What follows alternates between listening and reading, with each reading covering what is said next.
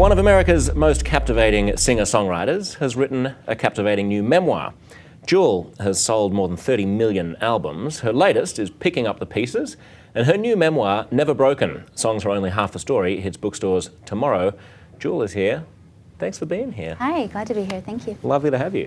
One thing that comes across in the memoir that I hadn't gotten quite so intensely from your music is growing up in Alaska, and the importance of that to who you are. What impact did that have?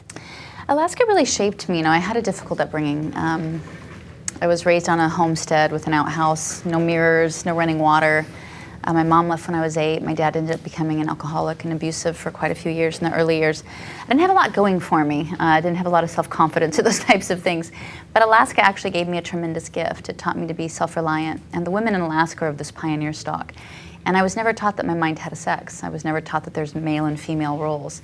So the women I was raised around built their own houses and felled their own trees and trained their own horses and were still these incredibly beautiful feminine women. And so for whatever reason, for instance, when I was 15, I decided to move out on my own. I think the reason I had the confidence to do that was because of the type of women I was raised around. And throughout my whole career, I feel like that really served me. And so I spent quite a bit of time in the book talking about Alaska and the influence of that big, wild country and the work ethic that it gives you and how that really ended up benefiting me. And what do you remember of the experience of your mum leaving? Was that traumatic at the time, or was it just, well, okay, I guess that's what mums do then? It was traumatizing. Yeah, I remember the moment writing it in the book of when she left and, you know, her waving goodbye and our car pulling away as we went to Homer was pretty heartbreaking. And that ended up sort of creating this chain of events in my life where I really wanted her in my life. I wanted her love. And it ended up costing me a lot later. Yeah, why don't you elaborate on that now?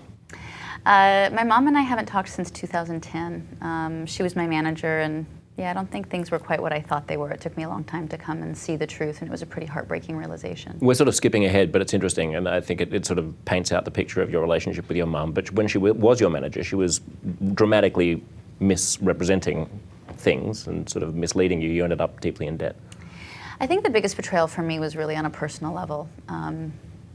Yeah, in hindsight, probably wasn't my best choice as a manager. But again, that relationship was really intense, and having her come back in my life meant a lot to me, and I needed it. And I think that need for love is really what blinded me to seeing the truth about a lot of things. Yeah. Was that emotional tug, I guess, was it your heart winning out over your head?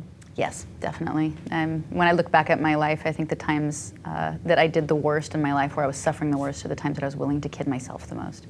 When you're not wanting to see the truth because your need for love is so great.